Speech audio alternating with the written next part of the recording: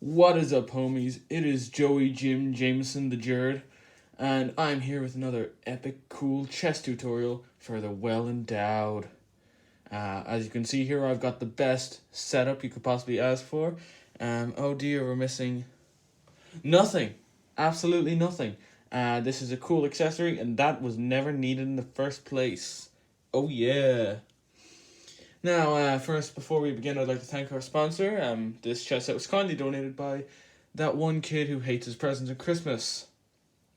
Before we go into that rabbit hole, let's begin. Okay, so this is what I'm going to call the expert's gambit. The first thing you do is you get this pawn over here. You move him forward 2 spaces.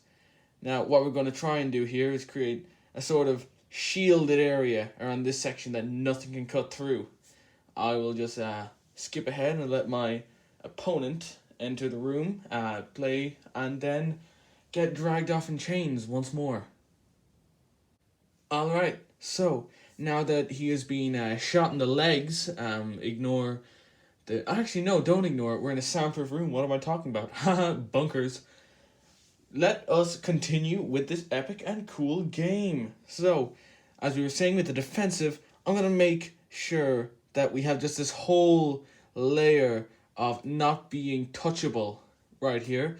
I wish I could have had that when I was a altar boy, but let's keep going on. Now, I'm going to, once again, let our prisoner in.